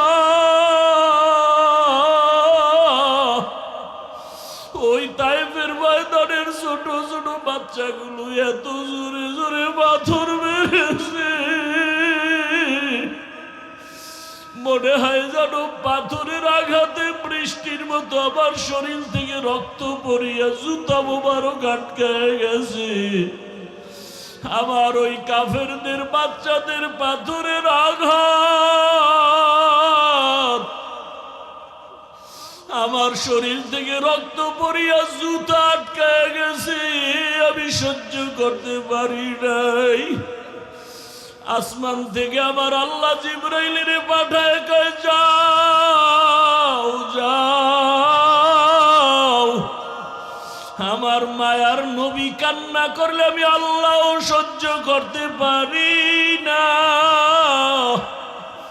জিবরাইল আমিন আসি আমাকে বলে, নবী আপনি কাঁদিয়েন না, আমার মাওলা সহ্য করতে পারেন না, আপনি এখন অর্ডার দেন তাইফের জমিন উল্টায়া ধ্বংস করে ফেলি। মায়ার নবী বলে, ভাই জিবরাইল ওদের মারিও না, ওরা জানে না আমি কেমন,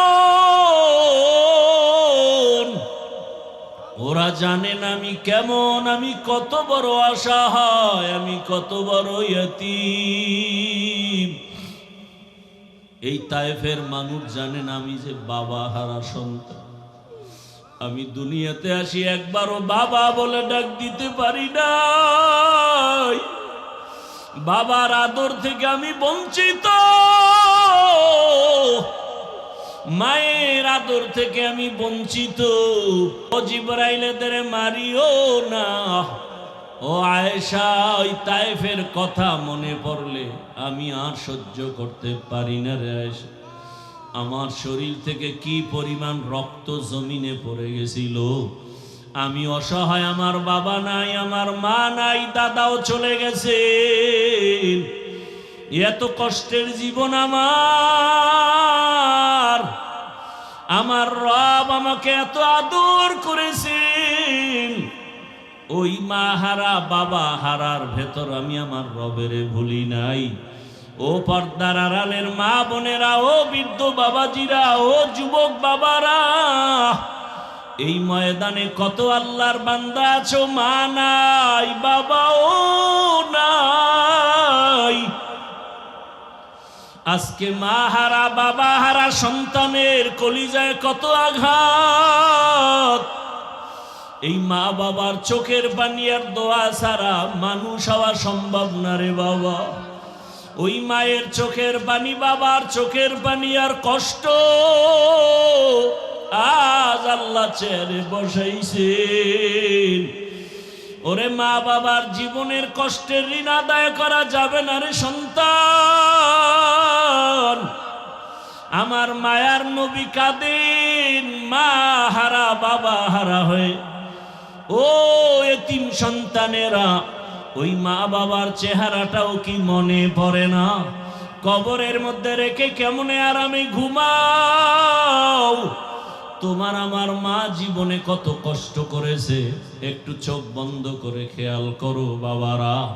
ও যুবকেরা, বৃদ্ধ বাবাজিরা, পর্দার আড়ালের মা বোনেরা, ওই আমার মালিকের ভুলে গেছেন।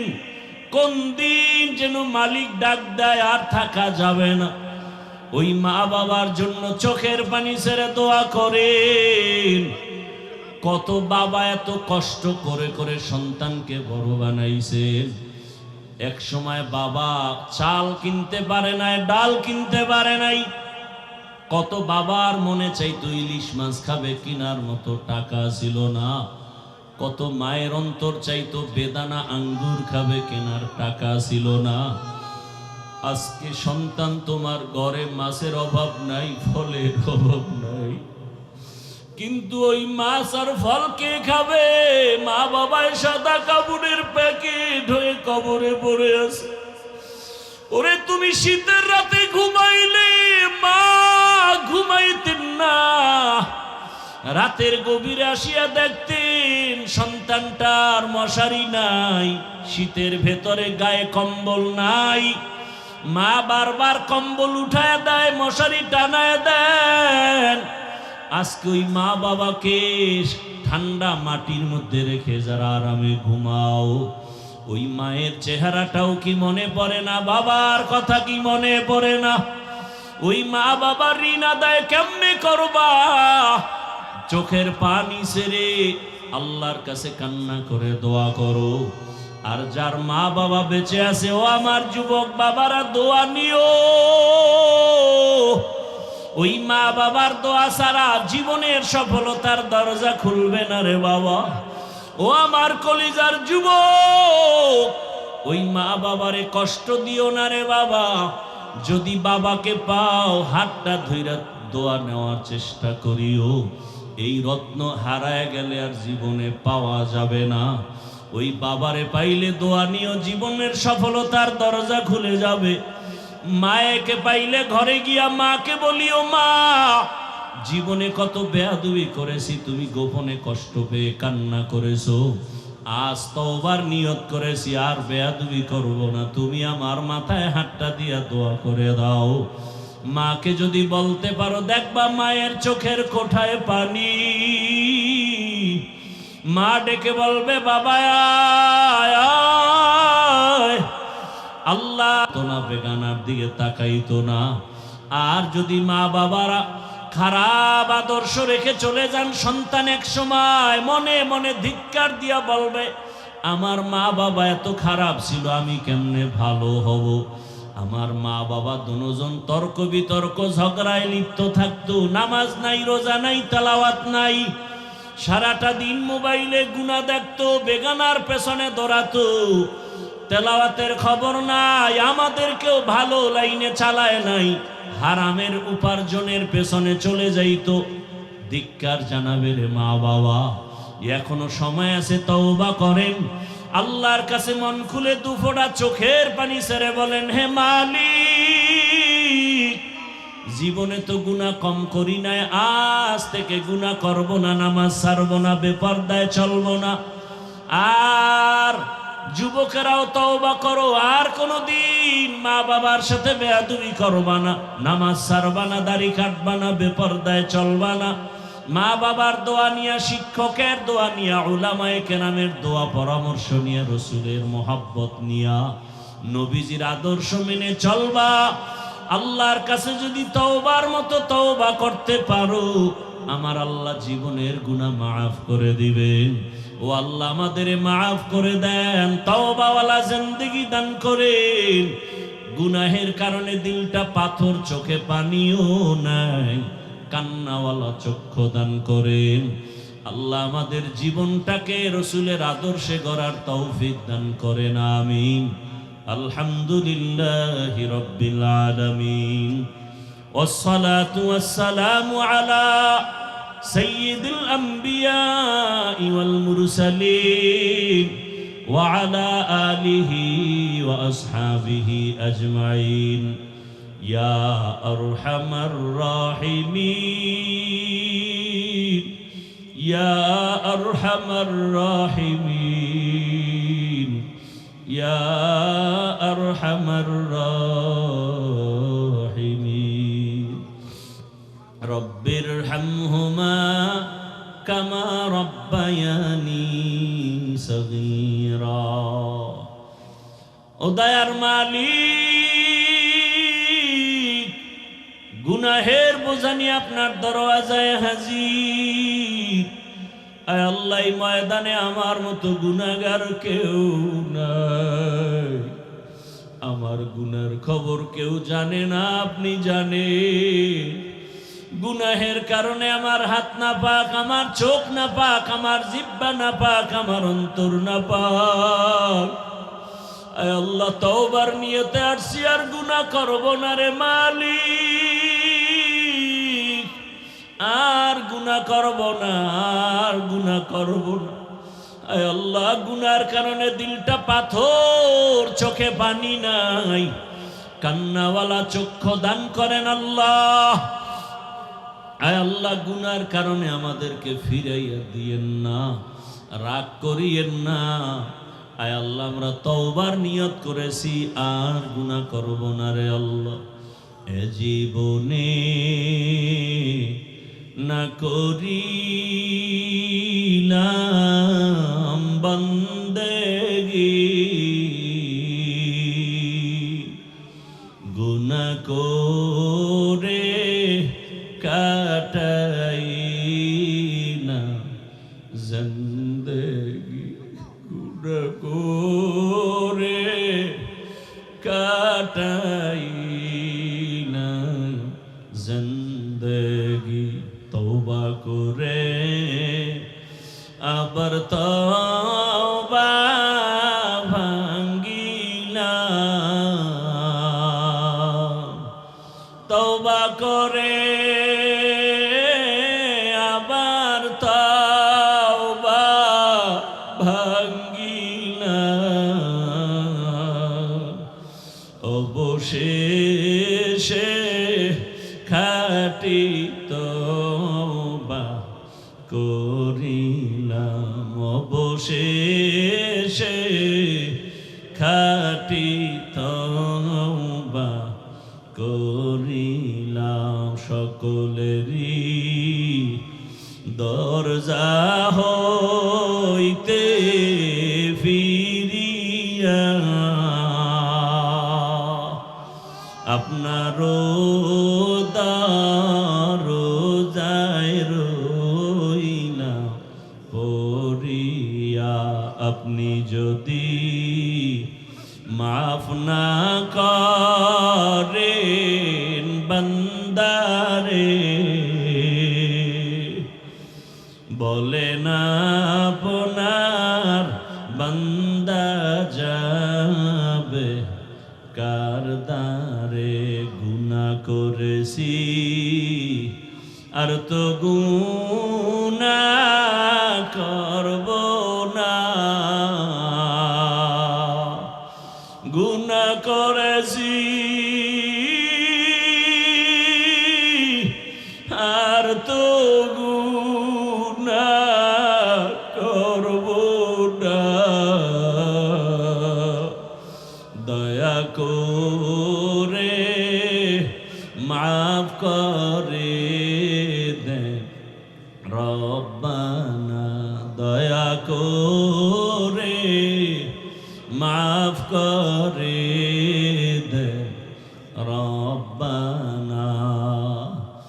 আয় আল্লাহ, আমরা গুনার বোঝা নিয়ে আসছি, খালি ফিরাইয়া দিয়েন না রে আল্লাহ। জীবনের গুনাহ মাফ করে হেদায়াতের নূর সিনায় দান করেন আল্লাহ। আয় আল্লাহ, সারা দুনিয়াবাসীকে মাফ করে দেন, প্রবাসীদেরকে হেফাজত করেন, বাংলাদেশ ইসলামের জন্য কবুল করে নেন। আয় আল্লাহ, উলামা তোলাবা উলামা মাশায়েখদের এখন এক বানায়া দেন। আয় আল্লাহ, বাতিলের মোকাবেলায় বিজয় দান করেন, বাতিলের নেফাকি জাহির করে মুমিনের ঈমান আমল হেফাজতের ব্যবস্থা করে দেন। আয় আল্লাহ, বাতিলকে বাতিলের দ্বারা দমন করে দেন আল্লাহ, বাতিলকে বাতিলের দ্বারা দমন করে দেন আল্লাহ। আহলে হকের বিজয় দান করেন আল্লাহ। আপনি ছাড়া আমাদের কেউ নাই। আয় আল্লাহ, ঈমান আমলের শক্তি বাড়ায়া দেন, বাতিলের মোকাবেলায় বিজয় দান করেন আল্লাহ। মাদ্রাসা মসজিদ কবুল করে নেন, দান সদকা কবুল করে নেন, ব্যবসা চাকরি যারা করে হালাল ভাবে বরকত বাড়ায়া দেন, হারাম থেকে হেফাজত করেন, রিয়া হাসাদ কিবির দূর করে ইখলাস দান করেন, সুন্নতওয়ালা জীবন দান করেন, নবীজির রওজা বাইতুল্লাহ জিয়ারতের জন্য তৌফিক দান করেন। আয় আল্লাহ, হায়াতে বরকত বাড়ায়া দেন। আয় আল্লাহ, আমাদের মা বাবা মুরব্বীরা যারা দুনিয়ায় নাই, জানি না ময়দানে কারা ইয়াতীম, মোনাজাতের পরে অনেকে বাসায় যাবে, বাবা মা বলে ডাকবে, দরজা খুলবে। আর এক দল এতিমরা আছে, এরা জীবনে আর মা বলে ডাক দিতে পারবে না, বাবা বলে ডাক দিতে পারবে না। আয় আল্লাহ, এতিমদের দিকে তাকাইয়াও কি মায়া হবে না রে আল্লাহ? মেহেরবানি করে সবার কবর জান্নাত বানায় দেন আল্লাহ। যারা বেঁচে আছেন হায়াত বাড়ায় দেন, অসুস্থ যারা সুস্থ করে দেন। আয় আল্লাহ, আমাদের মা বাবা মুরব্বীরা যারা বেঁচে আছেন দীর্ঘ নেক হায়াত দান করে। আয় আল্লাহ, ডানে বামে তাকাই কেমন যেন এতিম এতিম মনে হয়। আল্লাহ, দিনের লাইনও আমরা বড় বড় বুজুর্গ ওলামায়ে কেরামদের হারাইয়া এতিম, দুনিয়ার লাইনও আমরা এক এক করে সবাইকে হারায় ফেলতেছি। আমার মামা চলে গেলেন, দাদা দাদি নানা নানিরা চলে গেলেন, আমার চাচি চলে গেলেন। একদিন খবর হবে আমিও নাই, একদিন খবর হবে আমার বড় চাচা দোয়া চেয়েছেন, বিছানা থেকে উঠতে পারেন না রে আল্লাহ। কোন দিন খবর হবে দুনিয়ায় নাই। এভাবে এক এক করে সবাই আমরা এতিম হয়ে যাব। আয় আল্লাহ, মা বাবাকে হারায় গেলে কে আমাদের একটু সান্ত্বনা দিবে?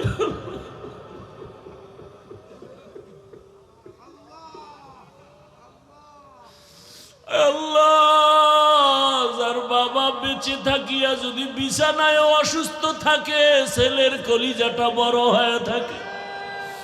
বাবায় বিছানায় থাকলেও মনে হয় একটা গাছ আমাকে ছায়া দিতেছে।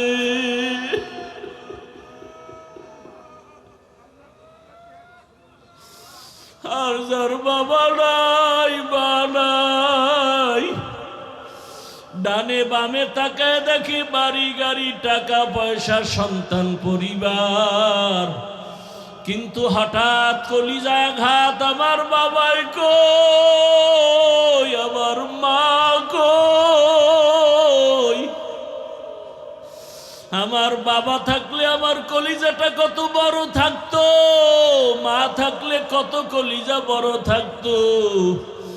বিপদে পড়লে মাকে বলতো মা দোয়া করিও, বাবাকে বলে দোয়া করিও। যার মা নাই বাবা নাই, ডানে তাকায় অসহায়, বামে তাকায় অসহায়, কার কাছে দোয়া চাইবে? ও আল্লাহ, এতিমদের দিকে তাকাইয়া দেখি, এই ময়দানে কি আপনার মোহাব্বতের কান্নাওয়ালা কেউ নাই? ওরে যার চোখে পানি, তার কাছে দোয়া চাও রে। ও আল্লাহর গোলামেরা দোয়া চাও, কান্নাওয়ালার দোয়া ফেরত যাবে না রে মালিক। যার পছন্দ হয় আপনার কাছে চোখের পানি, তার ওসিলায় মাফ করে দেন। আমাদের মা বাবা আপনজন মুরব্বীরা যারা বেঁচে আছেন হায়াত বাড়ায় দেন। মা অসুস্থ, কুদরতের দ্বারা সুস্থ বানায় দেন। বাবাকে পূর্ণ সুস্থ বানায় দেন। আয় আল্লাহ, চাচা চাচি আপনজনের ভেতরে যারা, সবাইকে সুস্থ বানায় দেন। আয় আল্লাহ, সবার অন্তরে মোহাব্বত বাড়াইয়া আপন আপন হইয়া দুনিয়াতে জীবন চালাবার তৌফিক দান করেন। নফস শয়তানের ধোঁকা থেকে আমাদেরকে হেফাজত করেন আল্লাহ। আয় আল্লাহ, একে অপরের আপন হইয়া সহযোগী হইয়া দুনিয়ায় জীবন যাপনের তৌফিক দান করেন। ইজ্জতের জীবন দান করেন। দিলের ন্যাক আশা পুরায়া দেন। সারা দুনিয়ায় খেদমতের জন্য ইজ্জতের সাথে কবুল করে নেন। আয় আল্লাহ, দিনের মার্কাজগুলো কবুল করে নেন। আয় আল্লাহ, ইখলাসওয়ালা তাকওয়াওয়ালা জীবন দান করেন। নবীজির মোহাব্বতে আমাদের দিলের ন্যাক আশা পূরণ করে দেন। আয় আল্লাহ, দোয়া মোনাজাত কবুল করে নেন। আয় আল্লাহ, সবাইকে দিনের খাদেম হিসেবে কবুল করে নেন। জাহেরি বাতিনি দুশ্মনের মোকাবেলায় বিজয় দান করেন। আওয়াজে কথায় রুহানিয়াতে স্পষ্টতর রূপ বাড়ায়া দেন। আয় আল্লাহ, বরকতি রিজিক দান করেন, ঋণ আদায়ের ব্যবস্থা করে দেন আল্লাহ। নবীজির মুহাব্বতে আমাদের দোয়া কবুল করে নেন। হাসবুনাল্লাহু ওয়া নি'মাল ওয়াকিল, নি'মাল মাওলা ওয়া নি'মান নাসির। ওয়া সাল্লাল্লাহু তাআলা আলা খাইরি খালকিহি মুহাম্মাদিন ওয়া আলা আলিহি ওয়া আসহাবিহি আজমাইন। আমিন আমিন আমিন বিরহমাতিকা ইয়া আরহামার রাহিমিন। আসসালামু আলাইকুম ওয়া রাহমাতুল্লাহ। বুঝান আল্লাহর